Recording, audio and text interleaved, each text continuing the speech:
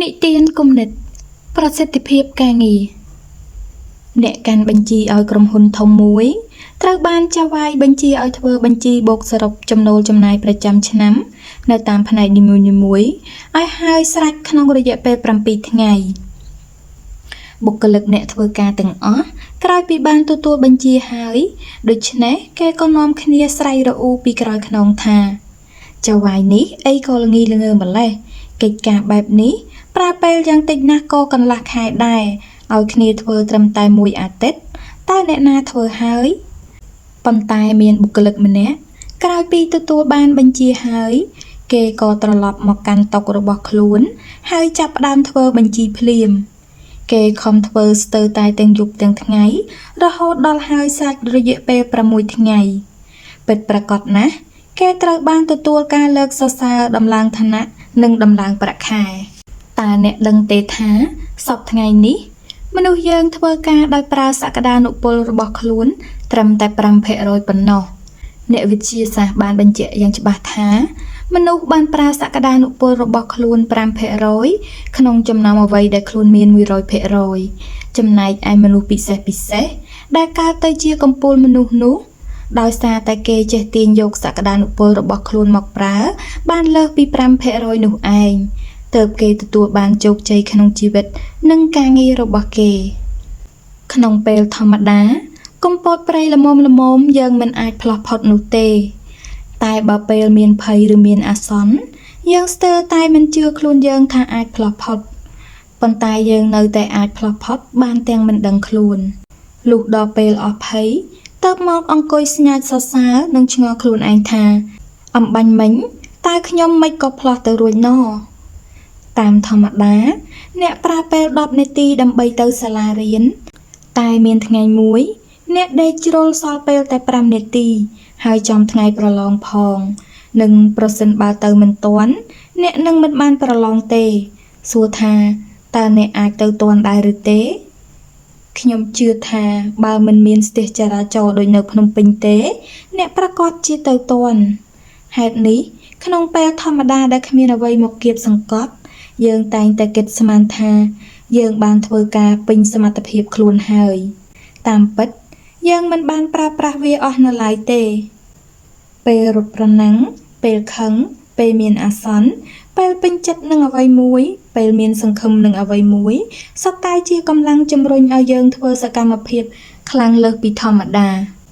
ហើយជាកម្លាំងដែលយើងមានស្រាប់នៅក្នុងខ្លួនអ្វីត្បិតតែការដាក់កំហិតការចាំបាច់មួយចំនួនសម្ពាធក្រៅខ្លួនវាសុទ្ធតែជាឥទ្ធិពលជំរុញឲ្យយើងខំបញ្ចេញសក្តានុពលរបស់ខ្លួនប៉ុន្តែក្នុងនាមជាមនុស្សម្នាក់ដើម្បីឲ្យខ្លួនក្លាយទៅជាមនុស្សវិសេសឬជាមនុស្សអច្ឆរិយៈក្នុងផ្នែកអ្វីមួយយើងត្រូវតែមានកម្លាំងបណ្ដាលចិត្តដែលនាំឲ្យមានការតាំងចិត្តនិងការព្យាយាមនេះឯងអ្វីដែលជាគោលការណ៍សំខាន់សម្រាប់មនុស្សយើងគឺ 1. ត្រូវមានហេតុផលក្នុងការប្រាប់ទៅអារម្មណ៍ជាមុនដើម្បីឲ្យអារម្មណ៍ទទួលស្គាល់ថាអ្វីដែលយើងធ្វើនេះវាមានផលល្អអ្វីខ្លះវាមានប្រយោជន៍អ្វីខ្លះសម្រាប់ខ្លួនយើងនិងមនុស្សជុំវិញពេលមានអារម្មណ៍ទទួលស្គាល់ហេតុផលបានហើយមានន័យថាអ្នកបានឆ្លងផុតដំណាក់កាលទី1ហើយព្រោះបើយើងបញ្ជាមនុស្សឲ្យធ្វើកិច្ចការណាដែលគេមិនមានអារម្មណ៍នឹងធ្វើវានឹងមិនខុសអីពីការខំអូសឫស្សីបញ្ច្រាស់ចុងនោះឡើយ 2. ត្រូវមានការកំណត់បរិមាណឬកម្រិតពេលវេលាឲ្យច្បាស់លាស់បើមានអារម្មណ៍ហើយតែបើមិនបានកំណត់បរិមាណឬកម្រិតពេលវេលាឲ្យបានជាក់លាក់ទេ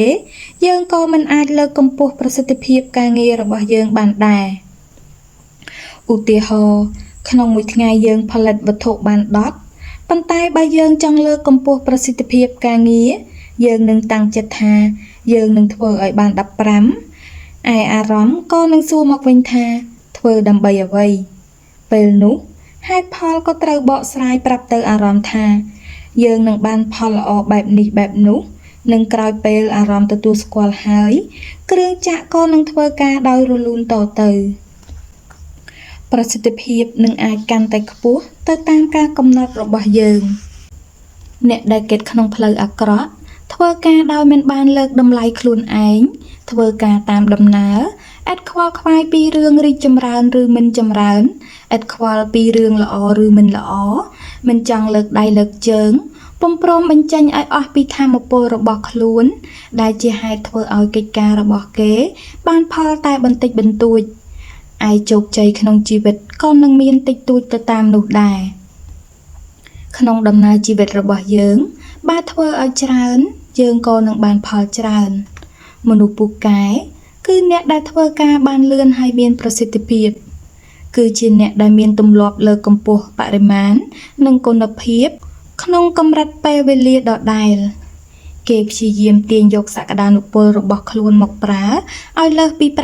5% ដែលនាំឲ្យគេសម្រេចកិច្ចការបានឆាប់រហ័សហើយសល់ពេលវេលាសម្រាប់ធ្វើកិច្ចការផ្សេងទៀតបានកាន់តែច្រើន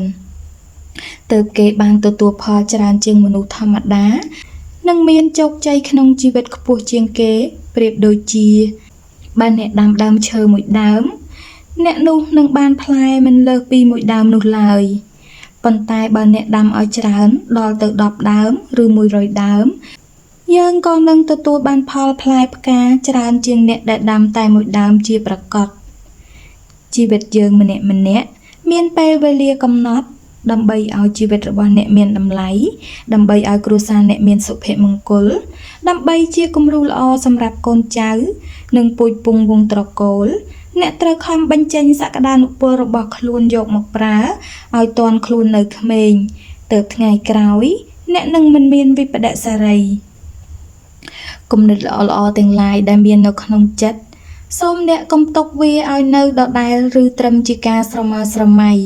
តែអ្នកត្រូវព្យាយាមធ្វើវាឲ្យកើតចេញជាប្រយោជន៍សម្រាប់ខ្លួនឯងនិងសង្គមជាតិរបស់អ្នកផងដែរ